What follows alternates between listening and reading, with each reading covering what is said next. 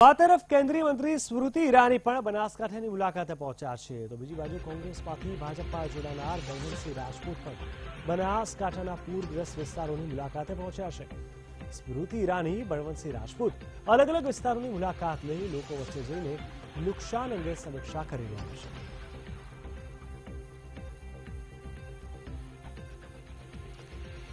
સ્મૃતિ ઈરાની ગુજરાતની મુલાકાતે આવ્યા છે અને ખાસ કરીને પૂરગ્રસ્ત વિસ્તારોની મુલાકાત લેશે। ન માત્ર એટલું સાથે સાથે નુકસાનને લઈને પણ ચર્ચા હાથ ધરશે। સ્મૃતિ ઈરાની બાદ આ બાજુ કોંગ્રેસમાંથી ભાજપમાં જોડાયેલા બળવંતસિંહ રાજપૂત પણ બનાસકાંઠા પહોંચ્યા છે।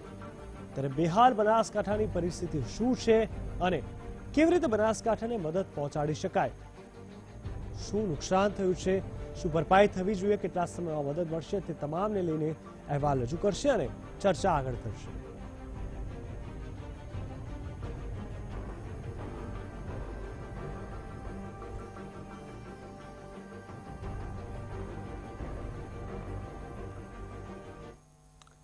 તો મુખ્યમંત્રી વિજય રૂપાણીએ બનાસકાંઠાના ડીસામાં જલારામ મંદિરના હોલમાં વેપારીઓ સાથે બેઠક કરી અને ત્યારબાદ અસરગ્રસ્ત વિસ્તારોના લોકોને કીટ અને ધાબળાનું વિતરણ કર્યું। મુખ્યમંત્રીએ જણાવ્યું કે ભાજપના તમામ કાર્યકરો રાહત કામગીરીમાં જોડાશે અને અસરગ્રસ્ત વિસ્તારોમાં લોકોની મદદ કરશે। બેઠક બાદ મુખ્યમંત્રી પાટણની મુલાકાતે જવા રવાના થઈ ગયા છે। પાટણમાં મુખ્યમંત્રી પૂર અસરગ્રસ્ત વિસ્તારોમાં જઈને લોકો સાથે મુલાકાત કરશે અને ત્યારબાદ મોડી સાંજે પરત બનાસકાંઠા ફરશે।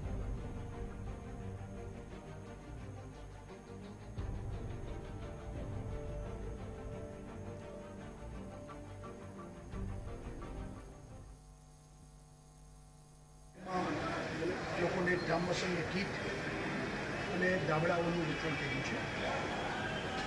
બનાસકાંઠા ભારતીય જનતા પાર્ટીનું તમામ સંપૂર્ણ સંગઠન આજથી 8 દિવસ માટે બધા કાર્યકર્તા રાહત કામમાં લાગશે એ બેઠક બતાવી છે। અત્યારે હું જાઉં છું થરા, ત્યાંથી રાધનપુર, સાંતલપુર થઈને પાટણ જઈશ। પાટણમાં બપોર પછી અધિકારીઓની મિટિંગ સાથે પાટણ જિલ્લાની આખી વ્યવસ્થા અને સાંજે પાછું આવીશ।